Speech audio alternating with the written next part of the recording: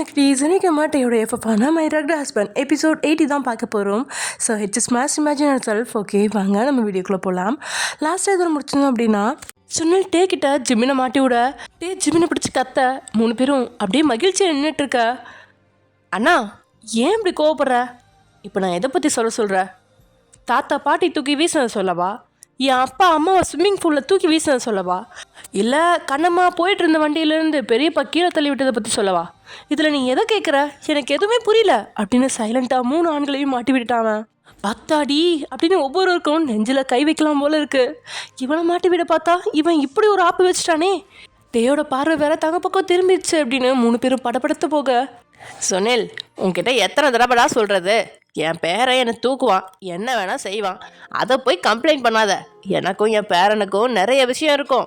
இனிமேல் என் பேரனை பற்றி ஒரு வார்த்தை நீ கம்ப்ளைண்ட் பண்ணக்கூடாது. ரொம்ப நேரம் வண்டியில் உட்காந்து முதுகெல்லாம் வலிக்குது, என்னை ரூமுக்கு கூட்டிகிட்டு போ அப்படின்னு கிளம்ப சொல்லவும் தப்பிக்க வேறு வழி இல்லாமல் சுனில் வேகமாக கிளம்பனோட வீல் சேரை பிடிச்சி தள்ள, பாடிகார்டு ஒருத்தர் ரகுநாதனோட வீல் சேரை பிடிச்சி தள்ள அவங்க அங்கேருந்து நைஸாக கிளம்புவோம். எல்லாரும் நில்லுங்க, ஜிமின் சொன்னது உண்மையா அப்படின்னு குரலை உயர்த்தி கேட்குறான்ட்டே படப்படுத்து போய் 3 பேரும் கை கால் ஒருத்தர நிற்க. ப்ரோ நீ என்னை நம்பிட்டியா?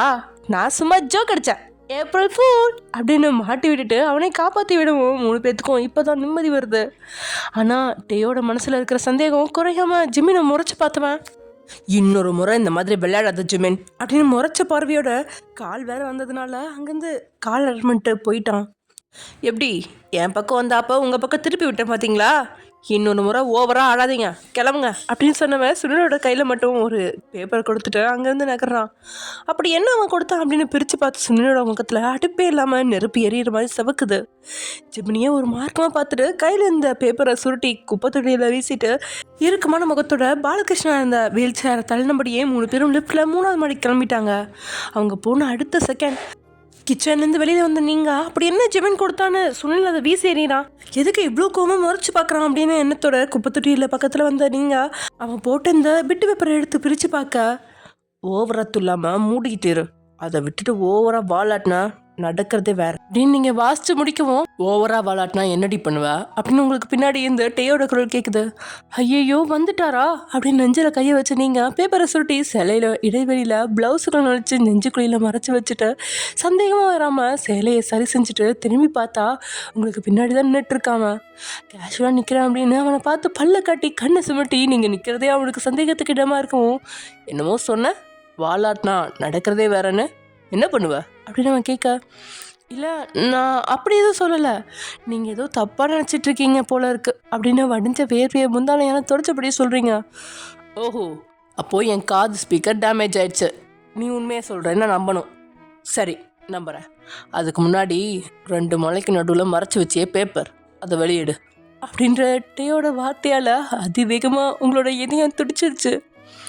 இப்போது நீங்கள் சுருட்டி வச்ச அந்த பேப்பரை எடுத்து கொடுக்கறதுல உங்களுக்கு பிரச்சனை இல்லை. ஏற்கனவே இது மாதிரி இன்னும் 2 பேப்பரை உள்ளே சுருட்டி வச்சுருக்கீங்க. அது 2 கண்ணம்மாவுக்கும் லக்ஷ்மிக்கும் சொல்லி கொடுக்கறதுக்காக துண்டு சீட்டில் நீங்கள் எழுதி வச்சுருந்த குட்டி நோட் தான். வெளியெடுக்கும்போது தப்பி தவறி மாற்றி எடுத்துட்டா இன்றைக்கி தொலைச்சி கட்டிடுவானே அப்படின்னு பதறி நிற்கிறீங்க. இல்லை பேப்பர் இல்லை என்கிட்ட அப்படின்னு நீங்கள் 2 கைகளையும் அவங்ககிட்ட நீட்டி காட்ட, நான் ஒன்றும் கையை சொல்ல, நான் இதை சொன்னேன் அப்படின்னு கையை சுண்டி உங்களோட நெஞ்சுக்குழி மேலே சேலைக்கு மேலேயே கையை வச்சுக்கிறான். பதறி போட்டு நீங்கள் காலை பின்னோக்கி வைக்கவும், நில்லுடி என்ன இருக்குது ஒழுங்கா நீயே எடுத்துட்டா, இல்லையா நானாக எடுக்க வேண்டியிருக்கும் அப்படின்னு அவன் சொல்ல, அது வந்து இங்கே கேமரா இருக்குது, நான் ரூமில் போய் எடுத்து தரேன், நீங்கள் பின்னாடி வாங்க நான் முன்னாடி போகிறேன் அப்படின்னு நீங்கள் நகரை பார்க்கும்போதே உங்களோட கைகளை உடைக்கிற மாதிரி அழுத்தி பிடிக்கிறான்.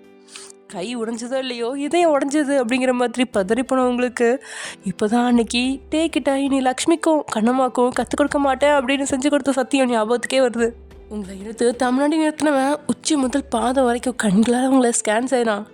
நிச்சயம் ஏதோ பெருசாக இருக்குது அப்படின்னு உங்களோட படப்படப்பும் வியர்வையும் உடலோட நடுக்கமும் காட்டி கொடுத்துருச்சு. மொபைல் எடுத்து அதில் இருக்க செட்டிங்கை வச்சு ஹாலில் இருக்கிற சிசிடிவி கேமராவை ஆஃப் பண்ணிட்டான். கேமராவை ஆஃப் பண்ணியாச்சு, இப்போ வெளியே எடுத்தா அப்படின்னு கையை நீட்டுறான். ஐயோ கடவுளே, அப்போவே அத்தை அரிசி மூட்டைகளை மறைச்சி வைக்க சொன்னாங்க, நான் தான் அவசரப்பட்டு அங்கே வைக்காம சுருட்டி நெஞ்சில் வச்சுட்டேன், என்னை காப்பாற்றுங்க கடவுளே அப்படின்னு பதறி போனவங்களோட கண்கள் எல்லாம் தூரமாக இருந்த டேயோட பெட்ரூமை தான் பார்க்குது.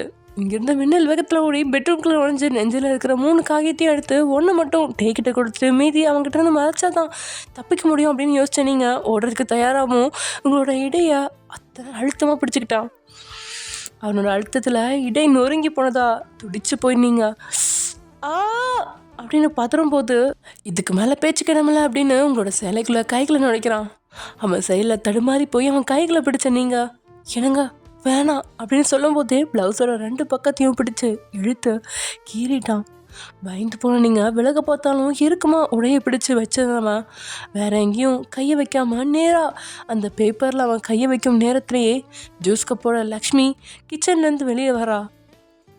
லக்ஷ்மிக்கு முன்னாடி எதுவும் செய்ய முடியாது அப்படிங்கிறதுனால உடனே கையை எடுத்த டேயோட கையில் உங்களோட பேப்பரில் ஒன்று இருக்கா, உங்களுக்கு உயிரெலாம் உங்களை விட்டு பிரிஞ்ச மாதிரி இருக்கு, அவங்ககிட்ட இருந்து பேப்பரை பிடுங்கலாம் அப்படின்னு நீங்கள் யோசிக்கிறதுக்கு முன்னாடி பேப்பரை பேண்ட் பாக்கெட்டில் நுழைச்சிட்டான்.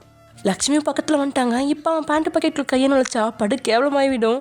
அதே நேரத்தில் லக்ஷ்மி இல்லை அப்படின்னாலும் அவன் பாக்கெட்டில் அவ்வளோ சீக்கிரம் கையை விட்டுட்டு கையை உடையாமல் பத்திரமா வெளியில் எடுக்க முடியும் அப்படின்னு கனவுலையும் எதிர்பார்க்க வேண்டாம் அப்படின்னு தெரிஞ்சுக்கிட்டவ அப்படியே என்ன பண்ணுறதுன்னு தெரியாமல் முடிச்சுட்டு நிற்கிறீங்க. இந்தாப்பா ஜூஸு அப்படின்னு லக்ஷ்மி டேயோட கையில் ஜூஸை கொடுக்க அதை வாங்கினவன் குடிக்க ஆரம்பிக்கும் போது ஒயன் ரூமுக்கு போ அப்படின்னு டே சொல்லவும் கண்களாலேயே முடியாது அப்படின்னு வெளிகளை உருட்ட உங்களை ஓரக்கனால முறைச்ச பார்வையோட ஜூஸை மொத்தமாக குடிச்சிட்டு லக்ஷ்மி கையில் கிளாஸை கொடுக்குறான். உங்களோட கையை அழுத்தி பிடிச்சவன் அங்கேருந்து கிளம்பவும் அங்கே இருக்கிற லிஃப்ட் திறக்குது. உள்ளேருந்து பாலகிருஷ்ணனோட வீல் சேரில் பேஷண்ட் மாதிரி உட்காந்தபடி பட்டனை வச்சு வீல் சேரை நகர்த்தினபடியே அங்கே வந்து சேர்றான் ஜிமின். அண்ணா உனக்கு தான் வேலை இருக்குது, அண்ணி எங்கே கூட்டிகிட்டு போகிற? நான் அன்னிக்கிட்ட ஒரு முக்கியமான விஷயம் பேச வேண்டியிருக்கு, அண்ணி வாங்க என் வண்டியில் ஏறிக்கோங்க அப்படின்னு சொன்னவன் உங்களுக்கு அவன் பக்கத்தில் கொஞ்சம் இடத்த நகர்த்தி கொடுத்தபடியே உட்கார சொல்லி கண் காட்டுறான். நீங்களும் தப்பிக்கிறதுக்காக ஜிம்மின் பக்கம் போகும்போது கைகளில் அழுத்தம் கூட்டி உங்களை நகர விடாமல் செய்கிறான்ட்டே. ஜிமின் ஸ்டாப், ஒயனுக்கு உன் கூட டைம் ஸ்பெண்ட் பண்ணுற அளவுக்கு அவள் வெட்டியா இல்லை, அவளுக்கு நிறைய வேலை இருக்குது, நீ உன் பொண்டாட்டிக்கிட்ட போய் பேசிக்கோ அப்படின்னு சொன்னவன் உங்களை அழிச்சிட்டு போக பார்க்கவும் உனக்கு தான் என்கிட்ட பேசுறதுக்கு டைம் இல்லை, இப்போது அண்ணியும் என் கூட பேச விடாமல் தடுக்கிறியா, எத்தனை நாளைக்கு நான் எல்லாரும் என்னை அவாய்ட் பண்ணுவீங்க அப்படின்னு அவன் கேட்ட அந்த நொடி ஜிமினோட முகத்தை பார்க்குறான். சின்ன வயசுலேருந்து ஒரே ஸ்கூலில் தான் படித்தாங்க. ஆனால் டே யார்கிட்டையும் பேச மாட்டான், பழக மாட்டான். இதனாலேயே ஸ்கூலில் தம்பிக்கிட்ட கூட அவன் பேசுறது கிடையாது. ஸ்கூல் முடிஞ்ச உடனே எல்லாரும் கிரவுண்டில் விளையாட போனால் டே மட்டும் காரில் வீட்டுக்கு கிளம்பிடுவான். ஒரு சில நாள் டேயை ஃபாலோ பண்ணி அவனோட வீட்டுக்கே வர்ற ஜிமின் ஏன்னா என்னை அவாய்ட் பண்ணுற, உனக்கு என்ன பிடிக்கலையா அப்படின்னு பாவமாக கேட்குற அந்த வார்த்தை திரும்ப ஞாபகம் வந்ததில் உங்களோட கையை விடுவிச்சிட்டான். 1 ஹவரில் ரூமுக்கு வந்து சேரு அப்படின்னு சொல்லிட்டு அங்கேருந்து பெட்ரூமுக்கு கிளம்பிட்டான்ட்டே. ஏதோ பெரிய ஆபத்துலேருந்து காப்பாற்றின மாதிரி ஜிமினை நன்றி உணர்வோட பார்க்குறீங்க. ஜிமினும் உங்களோட முகத்தில் இருக்க பதட்டத்தை பார்த்து தான் இப்போதைக்கு உங்களை தனிமைப்படுத்தியிருக்கான். மூச்சை இழுத்து விட்டபடி லக்ஷ்மியோட கையை பிடிச்ச நீங்கள் வாங்கத்த போகலாம் அப்படின்னு கிச்சன் நோக்கி போகிறீங்க. ஹலோ ஹலோ லேடிஸ் எங்கே போவீங்க, வாங்க தோட்டத்துக்கு போவோம், நம்ம எல்லாம் பேசி ரொம்ப நாள் ஆச்சு, இன்றைக்கி நிறைய காம்படிஷன் நடக்க போகுது, கமான் லெட்ஸ் கோ அப்படின்னு வீல் சேர்லேருந்து எழுந்தமா லக்ஷ்மியை இழுத்து வீல் சேரில் உட்கார வச்சுட்டு அண்ணி நீங்கள் ஜூஸ் போட்டு கொண்டு வாங்க நாங்கள் வெயிட் பண்ணுறோம் அப்படின்னு சொன்னபடியே லக்ஷ்மியை வீல் சேரில் தள்ளினபடியே ஹால்லேயே சுற்ற தொடங்கிட்டான். டே ஜிமின் தலைக்கு மேலே வேலை இருக்குப்பா விடுடா அப்படின்னு லக்ஷ்மி கெஞ்சியும் பிரயோஜனம் இல்லை அப்படிங்கிற நிலைமை தான். வேகமாக கிச்சனுக்குள்ளே வந்த நீங்கள் தேடி பிடிச்சி என்றைக்கோ ஒரு நாள் வச்ச ப்ளவுஸ் எடுத்து போட்டுக்கிட்டு ஜூஸையும் ஒரு சின்ன ஜார் நிறைய நிரப்பிக்கிட்டு தோட்டத்து பக்கம் போடுறீங்க. அப்புறம் என்ன ஜிமின் இருந்தாவே எல்லாமே ஆட்டம் பாட்டம் கொண்டாட்டம் தானே. இங்கே நான் அப்போவே சொன்னேன் அந்த ஜிமினை வீட்டை விட்டு துரத்துறது தான் நல்லதுன்னு, நீங்கள் யாருமே கேட்கல. எனக்கு தெரிஞ்சு ஜிமின் போயிட்டாலே அவன் பொண்டாட்டி தியாவும் போயிடுவான். ஜிமின் தியாவுக்கு சப்போர்ட்டாக இருக்கிற வரைக்கும் தான் அவளால் இங்கே இருக்க முடியும், இல்லைனா கண்டிப்பாக அவளால் தாக்கு பிடிக்க முடியாது அப்படின்னு ரகுநாதன் புலம்புறான். பொதுவாக எல்லாருமே பேசுகிறத கேட்டுட்டு கடைசியாக பேசுகிற சுனிலும் இன்னைக்கு ரகுநாதன் சொல்கிறது 100 மடங்கு உண்மைதான். நான் கேள்விப்பட்ட வரைக்கும் தியாவுக்கு நிறைய விஷயங்களில் ஜிமின் உதவியாக இருக்கான். தியா நம்ம வீட்டை விட்டு வெளியே போகணும்னா ஜிமின் ஊரை விட்டு போகணும்.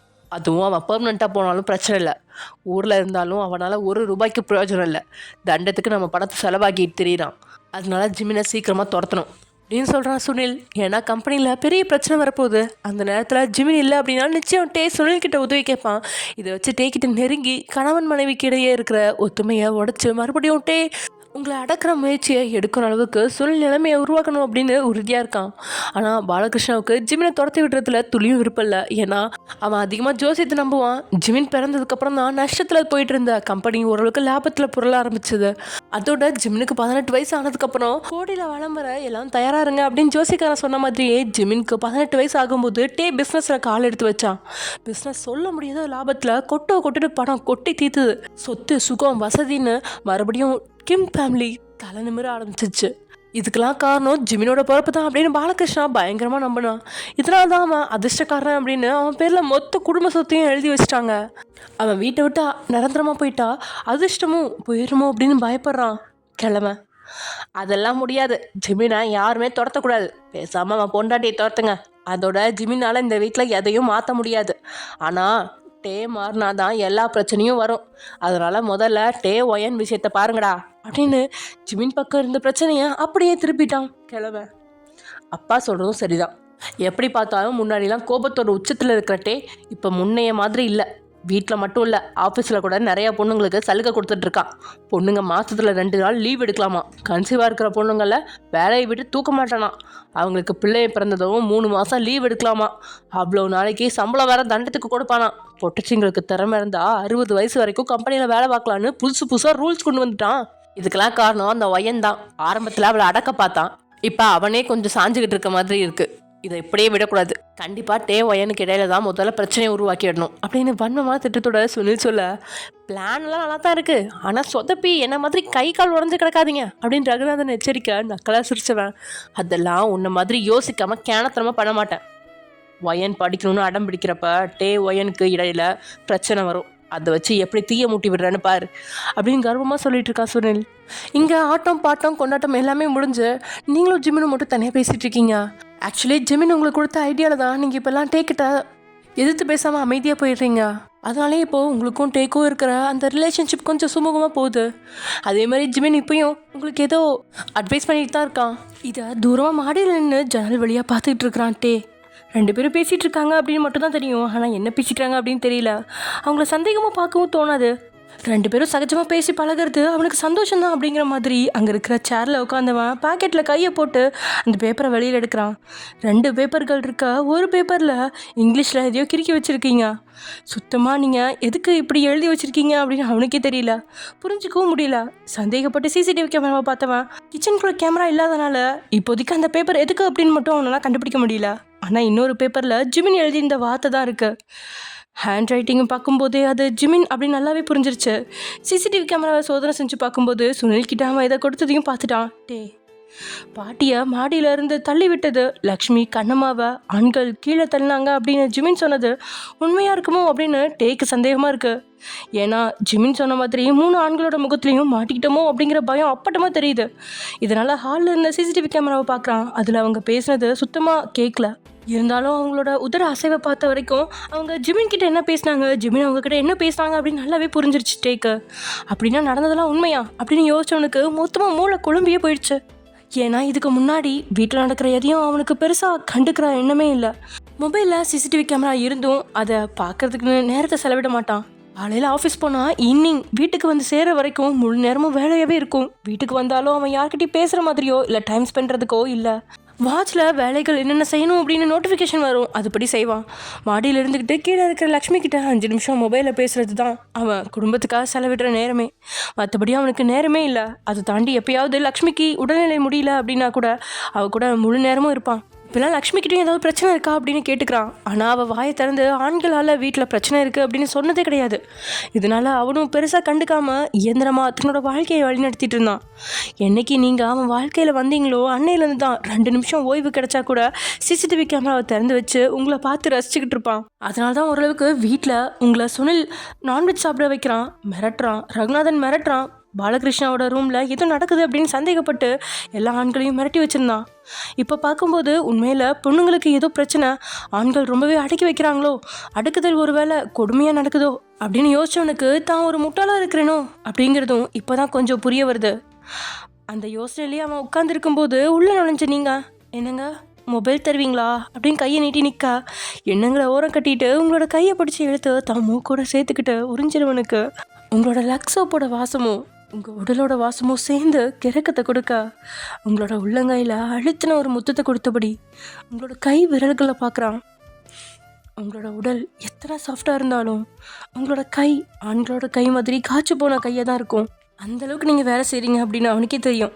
இது இப்போ இல்லை, கல்யாணத்துக்கு முன்னாடி இருந்தே உங்களோட கை அப்படி தான் இருக்குது அப்படின்னு தெரிஞ்சு கையில் அழுத்துற முத்தத்தை கொடுத்தவன் பேக்கெட்டில் இருந்த மொபைல் எடுத்து உங்களோட கையில் கொடுத்துட்டு, 1 மணி நேரம் எனக்கு ஹெவி ஒர்க் இருக்குது, என்னை டிஸ்டர்ப் பண்ணக்கூடாது, ரொம்ப நேரம் மொபைல் நோண்டாமல் ரூமில் இருக்க லேப்டாப்பை ஓப்பன் பண்ணி பிஸ்னஸ் மேனேஜ்மெண்ட் பற்றி கற்றுக்கோ அப்படின்ட்டே சொல்ல டேயோட முகத்தை கூட பார்க்காம மொபைல் அன்லாக் பண்ணி யூடியூப்பை திறந்த நீங்கள், இந்த டியூஷன் மாஸ்டருக்கு வேறு வேலையே இல்லை, எப்போ பார்த்தாலும் படின்னு டார்ச்சர் பண்ணுறாரு, கூடிய சீக்கிரம் டியூஷன் மாஸ்டரை மாத்திரம் அப்படின்னு முணங்கிட்டு போக பார்க்கவும் உங்களோட இடையில பற்றிக்கிட்ட கையால் உங்களை தூக்கி தான் மடியில் உட்கார வைக்கிறான்.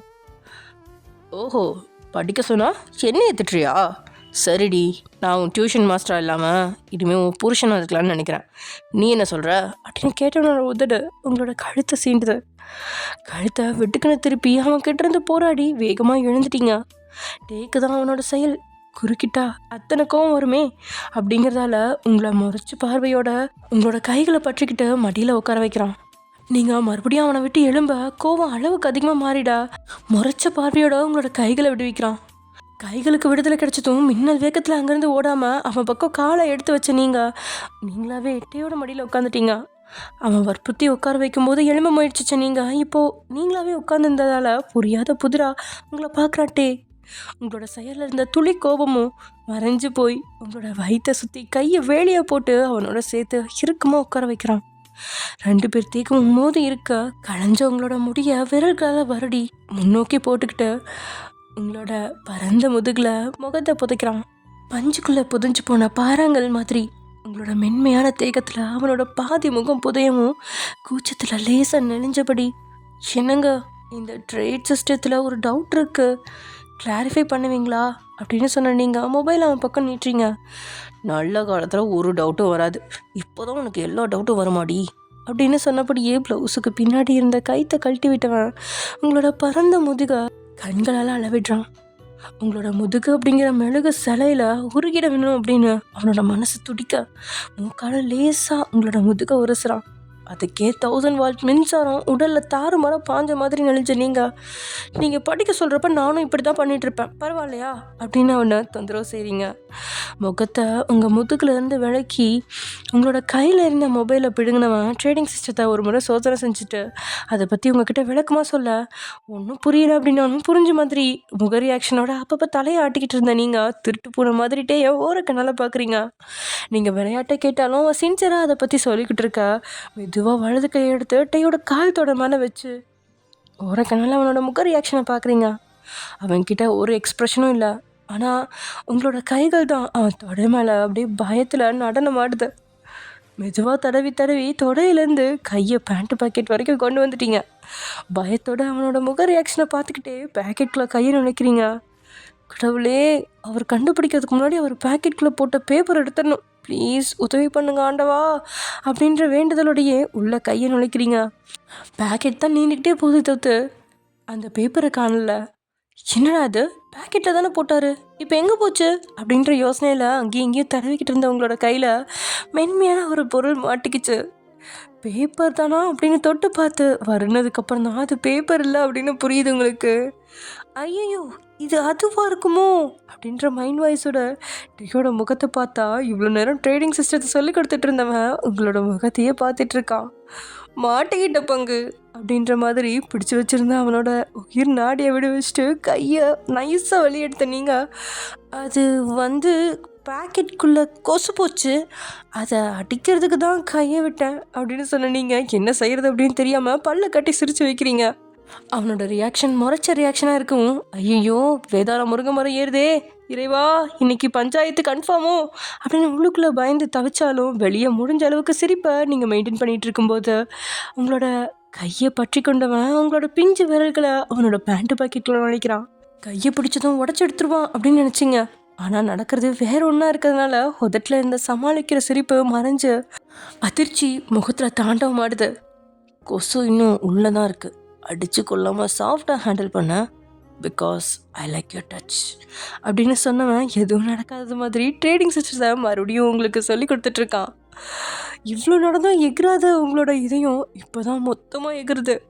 படப்படத்த விழிகளோட கைகளை முன்னோக்கி நீங்கள் கொண்டு போகவே இல்லை. நீங்கள் ஏதாவது செய்வீங்க அப்படின்னு எதிர்பார்த்தவனுக்கு மிஞ்சினது ஏமாற்றமாக இருக்கா? என்ன கனவா கன்றா?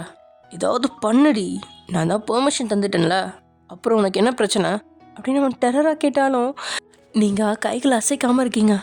இந்த இடத்துல கோவப்பட்டு உங்களை பயப்பட வச்சு நீங்கள் தொடுறதால சந்தோஷம் கிடைக்காது, வெறுப்பு தான் வரும். அப்படிங்கிறதுனால மொபைலை ஆஃப் பண்ணிவிட்டு உங்களோட இன்னொரு கையில் வச்சவன் உங்களோட கன்னத்தில் உதட்ட குவிச்சு முத்தத்தை பதிச்சு, உனக்கு மட்டும்தான் எல்லாத்துக்கும் ஒருமை இருக்குது, ஸோ தைரியமாக எல்லாத்தையும் பண்ணடி, வேறு யார்கிட்டையும் இதை நான் எக்ஸ்பெக்ட் பண்ண முடியாது அப்படின்னு உங்களோட காதோரத்தில் ஹஸ்கி வாய்ஸில் சொன்ன டேயோட வார்த்தையால் அவனை பிரமிச்சு பார்க்குறீங்க.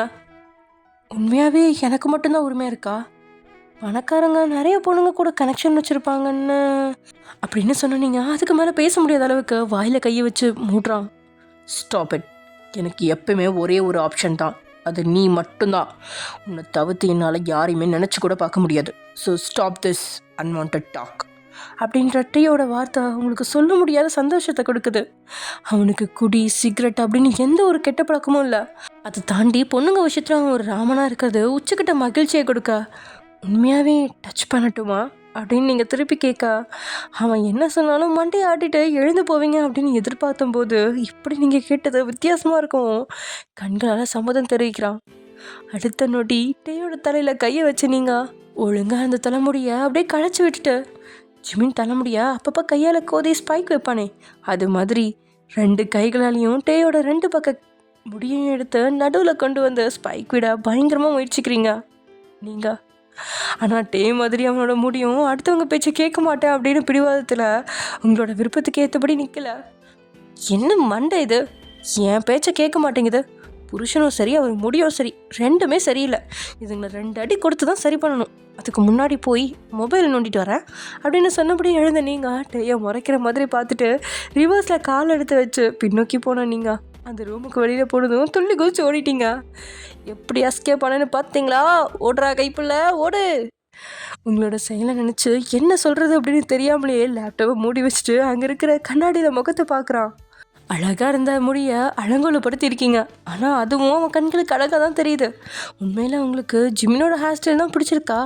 இது மாதிரி ஃபார்மல் ஹைடெக்ஸ் ஹேர் ஸ்டைல்லாம் பிடிக்கலையா அப்படின்னு யோசிச்சபடியே ஜன்னல் வழியாக வெளியேட்டி பார்க்குறான். தோட்டத்தில் தான் ஃப்ரெண்ட்ஸ் கூட வீடியோ காலில் பேசினபடியே ஜிமின் உட்காந்துட்டு இருக்க அவனோட தலைமுடியை தான் உன்னிப்பாக கவனிக்கிறான். அடர்த்தியான பிளாக் கலர் ஹேரில் ஷைனிங் கோல்ட் கலரிங் செஞ்சு நடுவில் இருக்கிற முடியை மட்டும் ஸ்பைக் விட்டு அவனோட தோற்றத்துக்கு அதை எடுப்பாக காட்டியிருக்கான். ஜிமின்க்கு அது அவ்வளோ அழகாக இருக்குது. இது தனக்கு நல்லா இருக்குமா? இப்படி ஒரு ஹேர் ஸ்டைலை வச்சுட்டா சுற்றி இருக்கிறவங்க ஏதாவது நினைப்பாங்களா அப்படின்னு தேவையை மொத்தமாக குழப்ப வச்சிட்டிங்க. இங்கே உதட்ட கூச்சி விசில் அடிச்சபடியே வீட்டுக்கு நுழைஞ்ச ஜிமின் அவனோட பெட்ரூமை நோக்கி போகவும், ஜிமின் ஒரு நிமிஷம் இல்லை, உங்ககிட்ட நான் பேசணும் அப்படின்னு சோஃபாவில் கால் மேலே கால் போட்டுப்படி உட்காந்துருந்த சுனில் சொல்கிறான். இங்கே வாட்சில் நேரத்தை பார்த்தவன், சாரி, என் பொண்டாட்டி கூட டூயட் பாடுற டைம், இந்த நேரத்தில் என் பொண்டாட்டி கூட பேசுவேனே தவிர்த்து கண்ட நான் எங்ககிட்ட பேச மாட்டேன் பெரியப்ப, பை பாய் அப்படின்னு முகத்துக்கு நேரம் அசிங்கப்படுத்திட்டு மாடிக்கு போகிறான்.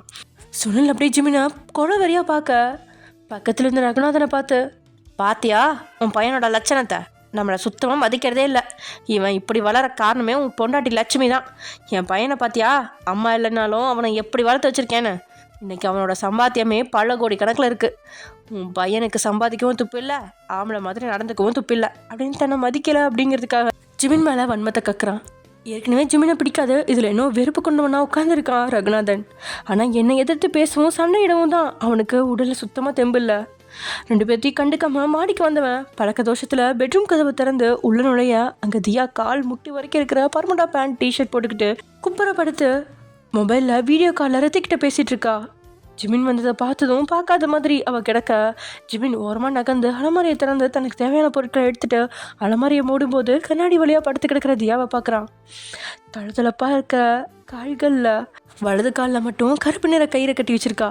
இவ்வளோ நேரம் வெளியே குளிரில் இருந்ததால என்னவோ அவளோட காலை பார்க்கறதுக்கு ஒரு மார்க்கமாக தான் இருக்குது. தம்பி, பார்க்கறதுக்கு ஒரு மார்க்கமாக தான் இருக்கும், நீ இப்படி பார்க்கறத தியா பார்த்தா இன்னைக்கு நான் மர்டர் பண்ணிடுவா. ஓகே ஃப்ரெண்ட்ஸ், இதோட இந்த எபிசோட முடிச்சுக்கலாம். நெக்ஸ்ட் எபிசோட நடக்க போகுது அப்படிங்கிறத நெக்ஸ்ட் எபிசோட பார்க்கலாம். Okay bye.